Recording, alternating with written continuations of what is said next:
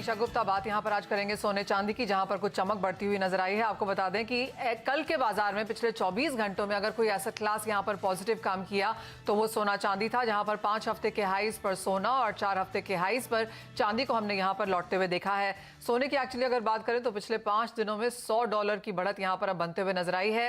1810 का लो बनाने के बाद 1912 तक के हाईज कल न्यूयॉर्क सेशन में यहाँ पर देखने को मिले। कैसे करें कारोबार बताएंगे आपको। साथ ही एमसीएक्स में नया मिनी वायदा आया है और इस बार गैस मिनी वायदे में अब यहाँ पर कारोबार आज से शुरू हो गया है।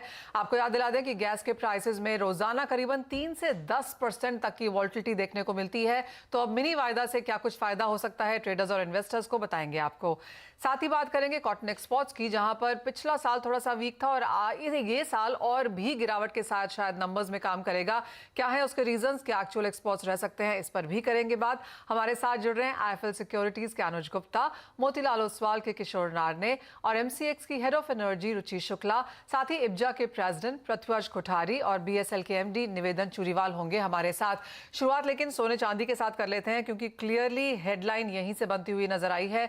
सोने और चांदी दोनों के प्राइसेस में यहां पर बढ़त देखने को मिली है। कोठारी जी, सबसे पहले आपसे जानना चाहेंगे, पहले बाजार को लग रहा था कि 1800-1810 का लेवल यहां पर होल्ड करना इंपॉर्टेंट है। अब जब 1910 के लेवल्स हम यहां पर देख चुके हैं, आगे जाकर क्या स्थिति रह सकती है? देखिए, अभी मार्केट काफी वॉलेटिलिटी रहेगी, क्योंकि इस 22 को इंटरेस्ट रेट का एफओएमसी का है, फिर उसके बाद में 16 मार्च को ईसीबी का है, फिर आरसीपीए का। इस वीक में फुल ऑफ डेटा है इस मार्च महीने के अंदर। और सेकंड चीज है, जो एसवीबी बैंक का जो हुआ उसके रहते आपने अगर देखा होगा, यील्ड जो 2 ईयर और 10 ईयर यील्ड था वो बहुत काफी वॉलेटिलिटी हो गया। उस हिसाब से अगर आप देखोगे यील्ड को, आप अगर कन्वर्ट करोगे तो $200 तक का बढ़त होनी चाहिए थी, यानी सोना $2000 के ऊपर जाना चाहिए। तो इस हिसाब से अभी भी सोना उस यील्ड के हिसाब से, अब यील्ड में प्लस माइनस होता है, आपने डॉलर इंडेक्स देखा तो उसका काफी इफेक्ट करता है। करेंसी सब बहुत डॉलर वीक हो गया है एकदम, सब मेजर करेंसी आर स्ट्रॉन्ग। तो मेरे हिसाब से इस तरह का वॉलेटिलिटी रहेगा और काफी बाजार के अंदर मूवमेंट अप एंड डाउन काफी रहेगा। पॉजिटिव न्यूज, नेगेटिव न्यूज इसके ऊपर काफी इफेक्ट करता है। तो मोस्टली ट्रेडर साइडलाइन रहे तो काफी बेहतरीन रहेगा, नहीं तो गोल्ड $2000 भी टच कर सकता है, 1800 भी आता। जी हाँ, वॉलेटिलिटी यहाँ पर काफी ज्यादा है और जैसे बात की गई 4-5 दिनों में $100 बहुत ही आराम से मूव करता हुआ नजर आया सोना। कोठारी जी, लेकिन एक पॉजिटिव जो सोने ने ली है वो है सेंट्रल बैंक बाइंग, और इवन एज ईटीएफ्स में से हमने आउटफ्लोज देखे हैं, लेकिन जिस तरह के नंबर्स हैं पिछले एक हफ्ते के, चीन और सिंगापुर से अच्छी खासी खरीदारी हमने आते हुए देखी है।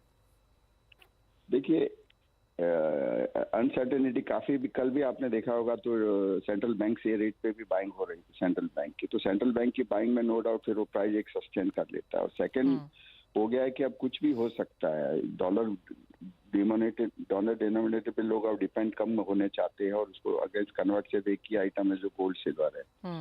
तो उसी के ऊपर अगर आपने देखा, गोल्ड है, सिल्वर में काफी अच्छा मूव किया, 8% के ऊपर ज्यादा सिल्वर प्लस हो गया है। उसके बाद में आप प्लेटिनियम देखो, पैलेडियम देखो, हर बेस मेटल में तेजी है, क्योंकि मूवमेंट वहां से जब कभी भी अनसर्टेनिटी डॉलर होती है तो सबसे पहला इफेक्ट गोल्ड के ऊपर आता है।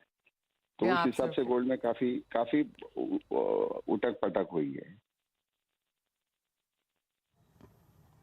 जी मिस्टर कोठारी, एक चीज और, अब जो अपकमिंग इवेंट है वो बहुत ही इंपॉर्टेंट है, वो है फेड मीटिंग।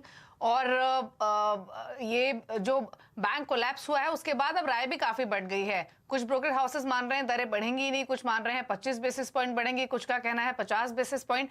आपकी समझ क्या कहती है, 25 बेसिस पॉइंट हाइक हो या 50 बेसिस पॉइंट हाइक हो, क्या इंपैक्ट आप प्राइसेस पे देखते हैं? ऑल्दो एक चीज क्लियर है कि वॉलेटिलिटी सोने में हाई रहेगी।